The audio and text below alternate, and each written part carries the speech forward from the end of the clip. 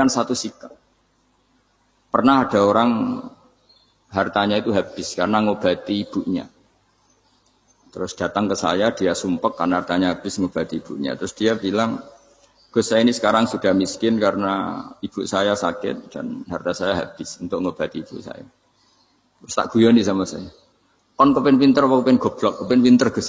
Ingin pinter apa ingin goblok? Katanya ingin pinter. Kalau ingin pinter bahasanya jangan gitu. Harta kamu itu masih di akhirat karena habis untuk ngobati ibu. Bayangkan kalau habis untuk maksiat itu habis betul. Terus dia mulai syukur. Alhamdulillah Gus, harta saya habis secara heroik karena untuk mengobati apa ibu. Sudah pinter dia. Akhirnya miskin sampai sekarang ya tetap pede saja karena masih punya tabungan di akhirat. Dan itu saya terinspirasi oleh ilmu juga. Jadi dulu Sayyidah Aisyah itu pernah nyimpan sepotong daging kambing. Disimpan untuk dimakan beliau. Karena beliau mau iftar ya, mau buka atau apa. Singkat cerita, karena bawaan keluarga Nabi itu sakhok, ada orang minta dikasihkan. Suatu saat, akhirnya kan habis. Terus Nabi tanya, yang daging tadi di mana? Habis. Terus Nabi cara menjelaskan itu indah sekali. Harta kamu itu baju yang kamu pakai, nanti ya rusak. Yang kamu makan, nanti ya ke WC. Wa tasaddaqta fa abqaita. Memang di semua riwayat itu pakai dhamir mukhatab mudzakkar. Meskipun asal-usul riwayat itu untuk Sayyidah Aisyah. Karena untuk umum. Yang kamu sedekahkan tuh yang masih. Kamu jangan bilang kamu sedekahkan tuh yang habis. Yang kamu sedekahkan tuh yang masih. Misalnya saya punya uang 1 miliar misalnya. Terus pernah tak sedekahkan ke fakir miskin atau ke kiai atau ke pondok 100 juta. Itu yang mesti masih. Karena kadung di luar kekuasaan kita. Kadung lillahi ta'ala. Justru yang masih itu yang potensi nanti untuk hal-hal yang kurang positif. Semenjak itu orang sedekah itu begitu entengnya karena itu yang masih. Ya tapi tentu sarannya yang tepat ya. Saya sekarang sering kampanye sedekah tepat. Karena misalnya sering saya itu didatangi orang kaya. Gus saya ini punya uang banyak, ingin punya masjid biar dipakai orang Jumatan.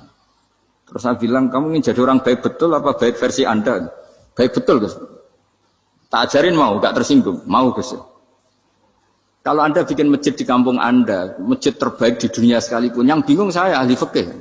Kok bisa? Kan terjadi 2 Jumatan, nanti sahnya yang mana? Kamu enak aja bikin masjid gak? Kamu bikin masalah baru bagi kiai fikih di daerah kamu. Belum nanti orang terus migrasi ke masjid Anda karena lebih baik, koriknya lebih baik. Kamu membunuh masjid yang lebih tua. Itu gak sopan sekali, masjid itu sudah lebih tua kamu. Akhirnya mikir. Enggak usah Gus kalau gitu, sedekah apa saja yang penting perintah jenengan gimana. Ya sudah.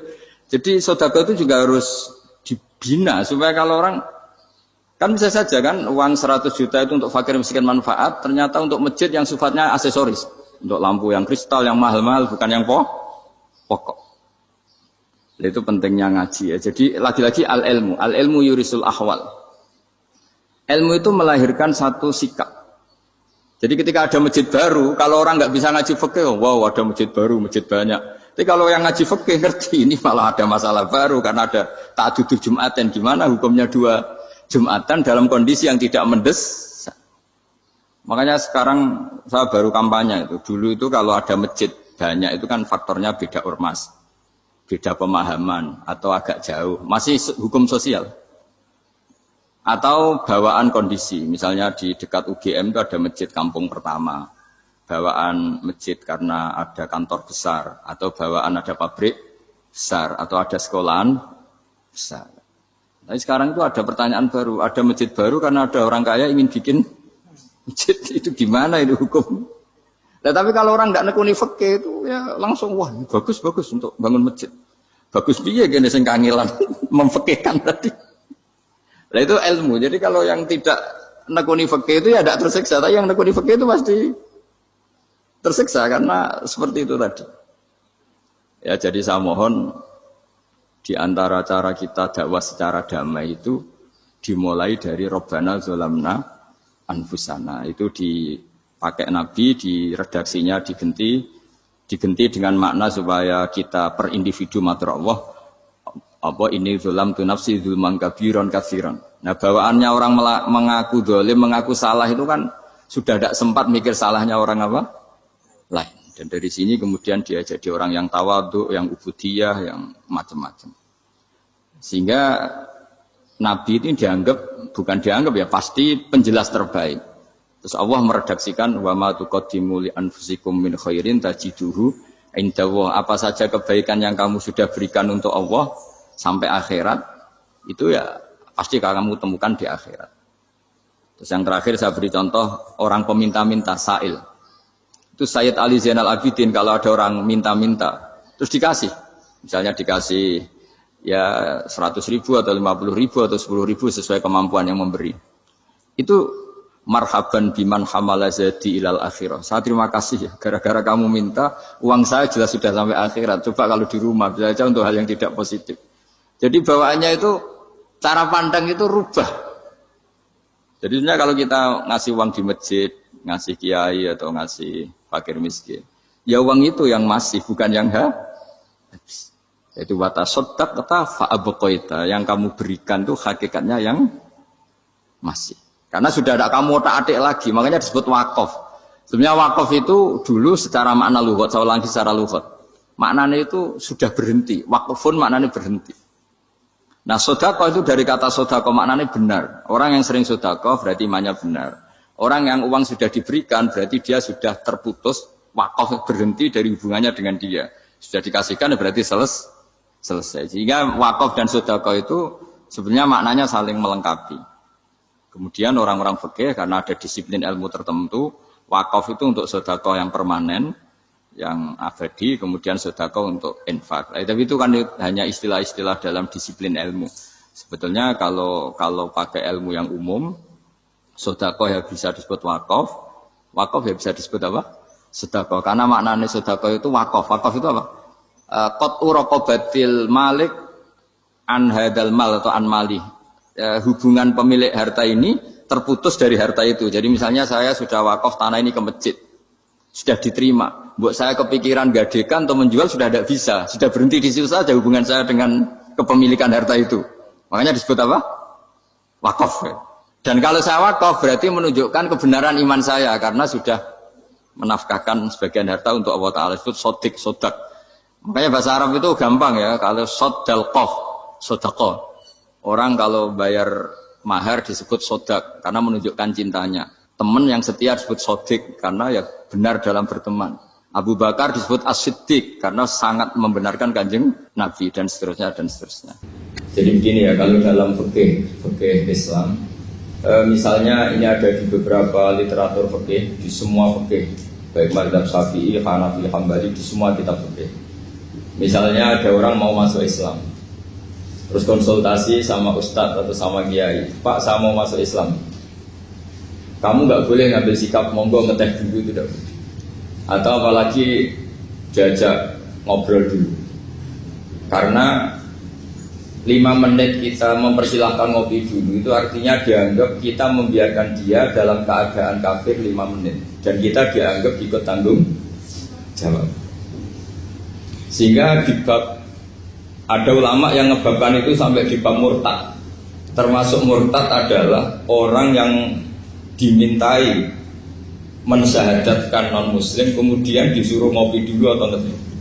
Karena dianggap pembiaran sekian menit masih berstatus kafir. Jadi ibaratnya gini ya, kalau kita mungkin baru bapak-bapak baru pakai celana pendek terus ada orang kecelakaan di jalan, saya tak pakai baju dulu, nanti baru kamu saya selamatkan. Itu kan naif. Kalau begitu saja naif, apalagi orang yang kafir, kemudian pas mau minta disyahadatkan, kita bilang, monggo mandi-mandi dulu, ngeteh-ngeteh dulu. Berarti ada pembiaran sekian menit, dia masih berstatus. Artinya begini, kalau dia saat itu kok dimatikan oleh Israel, berarti mati dalam status kafir. Dan kita ikut tanggung jawab karena harusnya bisa Islam andai kan kita mensyahadatkan saat itu juga. Jadi itu bab-bab yang dianggap ekstrim dalam kutubil fikih, bab-bab fikih. Makanya dalam kitab fikih saya berkali-kali ada non muslim mau bersyahadat ke saya. Itu saya bilang ke santri-santri saya, saat itu juga harus kamu ajarin semua pakai bahasa Indonesia. Yang penting status kafirnya apa? Iya. Baru setelah itu ada hukum sosial ya, mungkin kita nawarin teh atau kopi atau apa. Makanya di sini dibabkan bab seseorang harus tergesa-gesa atau bercepat-cepat atau ngambil sikap bergegas untuk melakukan kebaikan. Terus ayat kedua yang dipakai Sayyiduddin bin Abi Salam itu begini. Ketika Allah mensifati orang munafik, status orang munafik itu apa? Wa idza qamu ila sholati qamu kusala. Mereka kalau dipanggil untuk sholat, ya berangkat tapi itu salah cara malas-malasan. Sehingga untuk menunjukkan kita loyal sama Allah itu ya paling tidak ada sikap di atas rata-rata. Makanya ada sa'i ya lari-lari kecil, tawaf juga disunatkan ada lari-lari kecil, disebut ar-romal, romal itu lari-lari kecil. Untuk menunjukkan bahwa kita loyal sama Allah itu tidak sak kobre cara Jawa. Nah itu dibabkan sendiri. Jadi beda antara tergesa-gesa sama ekspresi serius. Jadi musyawarah itu ya kira-kira kan nggak mungkin lah kita dipanggil rektor atau kiai atau orang tua kita terus jalan leha-leha itu kan nggak mungkin. Nah contoh yang diambil di sini begini.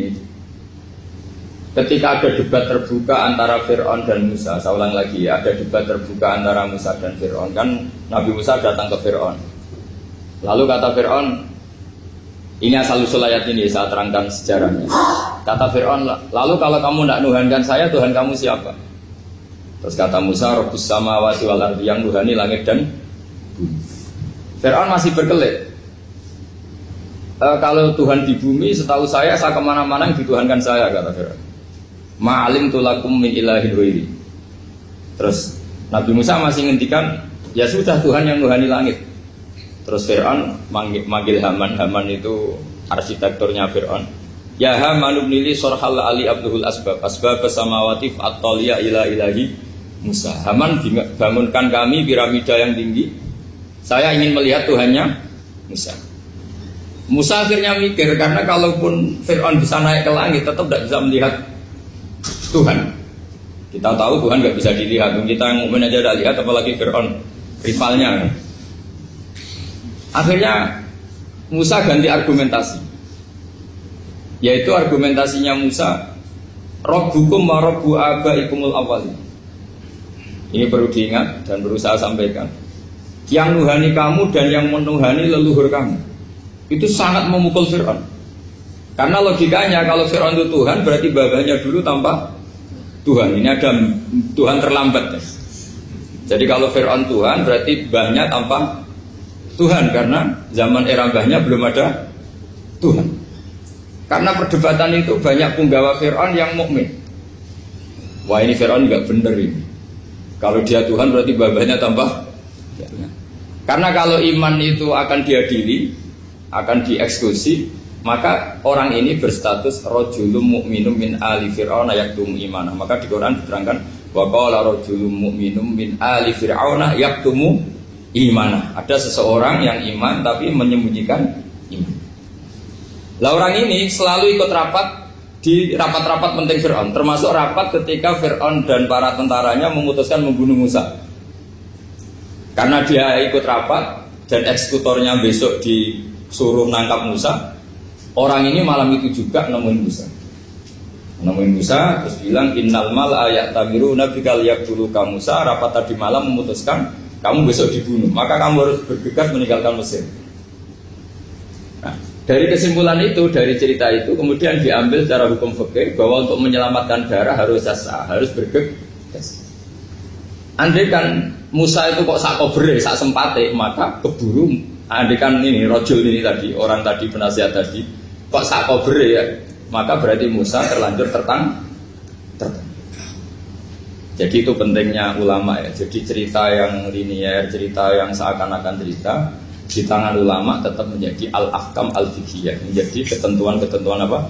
Oke. Jadi yang diambil di sini adalah lelaki tadi yang ikut rapat tadi bergegas menemui Musa, memberitahu kalau kamu besok mau dieksekusi, fakhrus, maka kamu harus cepatnya keluar dari Mesir untuk menyelamatkan diri. Terus oleh Sayyiduddin bin Abi Salam dibabkan bab harus tergesa-gesa menyelamatkan darahnya orang apa? Islam. Jadi ini penting saya sampaikan. Jadi al-qasas ya, semua cerita di Quran itu tidak sebagai cerita, karena Quran tidak ingin melahirkan pendongeng, tapi harus menjadi ibrah, menjadi teladan. Jadi makanya terus di kitab-kitab ulumul Quran diterangkan al-qasas, ya, beberapa cerita di Quran adalah semuanya menjadi ketentuan fikih. Saya ulang lagi ya, semua cerita yang ada di Quran itu menjadi ketentuan fikih meskipun alurnya apa? Cerita. Kayak tadi kan alurnya cerita bahwa lelaki ini bergegas nemui Musa supaya Musa cepat keluar dari Mesir. Terus dibabkan babul musaroah ila musibik. Saya teruskan. Wa kama la ra'ayna may yaqtulu musliman law tabtu'u alaihi la qatalahu fal musaroah ila takrisihi min wajibatun. Idlaisal unatu mahmudatan fi kulli syai'in falaha mawatinu tuhmadu fiha wa mawatinu tudamu fiha wa kadzalika al musaroah wal lain wal dhulta wa ghairuhuma. Terus cara berpikir ulama,